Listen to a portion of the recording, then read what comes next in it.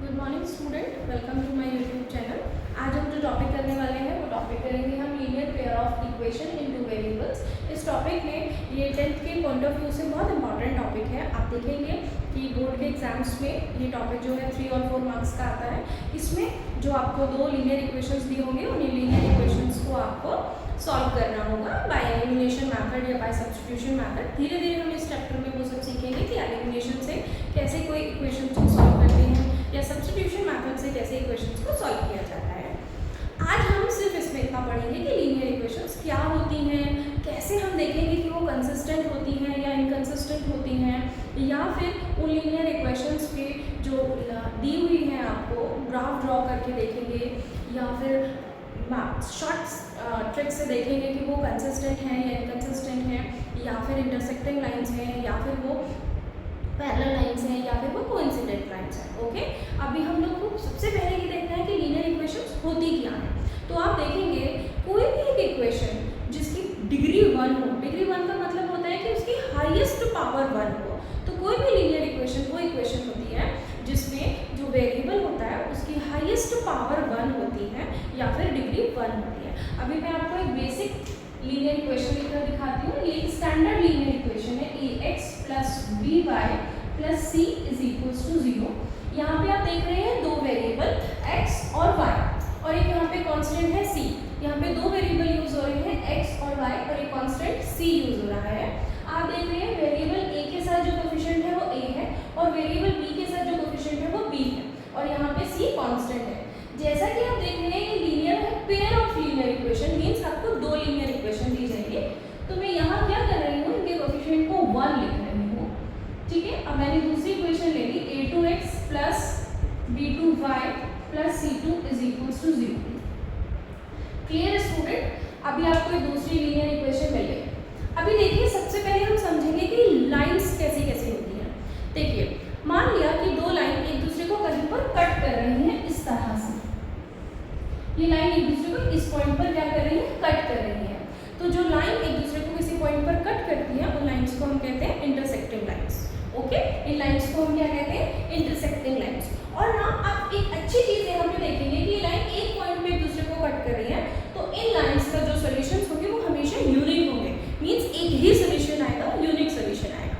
तो आप हमेशा, अब आपको समझ में आ जाएगा देखकर ही कि जो इंटरसेक्टिंग लाइंस होती हैं उनके यूनिक सॉल्यूशंस होते हैं। अभी आप देखिएगा ये 2 लाइंस हैं जो पैरेलल हैं। पैरेलल लाइंस का मतलब हो गया कि ये कहीं भी एक दूसरे को टच नहीं करने वाली है। They never touch each other at any point of line. ये कहीं भी टच नहीं करेंगे एक दूसरे को। जब ये टच नहीं करेंगे एक दूसरे को तो इनका कोई भी सॉल्यूशंस नहीं होगा। कोई भी सॉल्यूशंस नहीं होगा means there is no solutions. तो हम क्या देख रहे हैं कि इंटरसेक्टिंग लाइंस का 1 सॉल्यूशन आ रहा है, पैरेलल लाइंस के नो सॉल्यूशंस आ रहे हैं। अब मानो एक ये लाइन है और दूसरी लाइन भी इसी को कोइंसाइड करती है।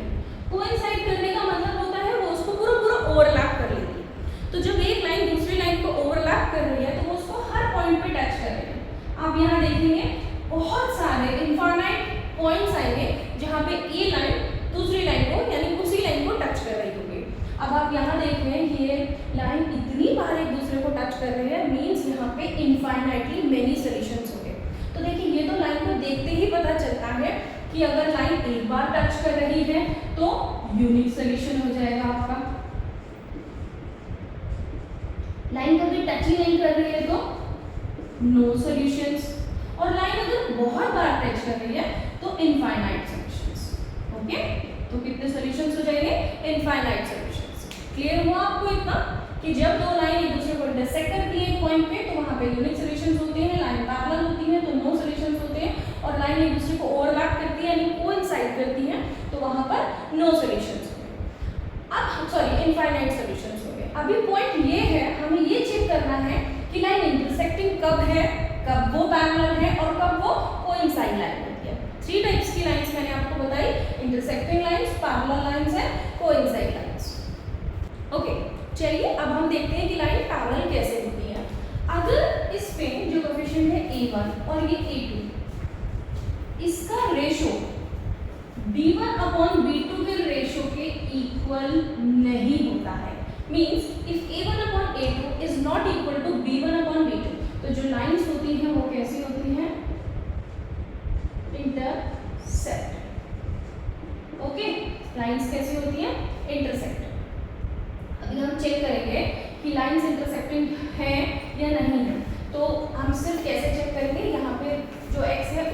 कोफिशिएंट लगेंगे और इस लाइन में x का कोफिशिएंट, यहाँ y का कोफिशिएंट, यहाँ से भी y का कोफिशिएंट। अगर ये दोनों एक दूसरे के इक्वल नहीं आते हैं तो लाइन इंटरसेक्टेड हो जाती है। अब अगर मान लिया ये दोनों एक दूसरे के इक्वल आते हैं, मान लिया ये दोनों एक दूसरे के इक्वल आते हैं, तो हम थर्ड भी चेक करेंगे, थर्ड भी चेक करेंगे। अगर ये दोनों तीनों एक दूसरे के इक्वल आते हैं तो लाइन इस केस में क्या हो जाती है, बिल्कुल कोइंसाइड करती है, एक दूसरे को ओवरलैप करती है। क्या करती है लाइन एक दूसरे को कोइंसाइड। ओके, अब हम चेक करते हैं अगेन। अब मान लिया a1 upon a2 is equals to b1 upon b2 is not equal to c1 upon c2। ये थर्ड वाले इक्वल नहीं आते हैं, दो शुरू के इक्वल आ जाते हैं बट थर्ड इक्वल नहीं आता है। तो जो आपकी लाइंस होती हैं वो कैसी होती हैं, parallel, sorry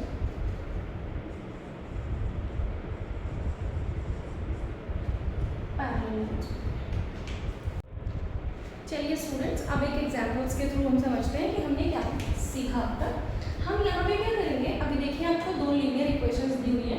in linear equations में मैं a1 की वैल्यू निकाल लेती हूँ, a1 है आपका 5। यहाँ पे मैं b1 की वैल्यू निकाल लेती हूँ। b1 आप लिखेंगे विद साइन, क्योंकि जो स्टैंडर्ड इक्वेशन होती है वो ax plus by plus c is equals to 0 होती है।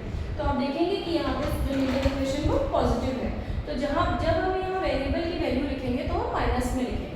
यहाँ पे जो कांस्टेंट आ रहा है c1 वो कितना है 8। इसी तरह से हम a2 की वैल्यू निकालेंगे दैट इज 7, b2 की वैल्यू निकालेंगे दैट इज 6 एंड c2 की वैल्यू निकालेंगे दैट इज -9।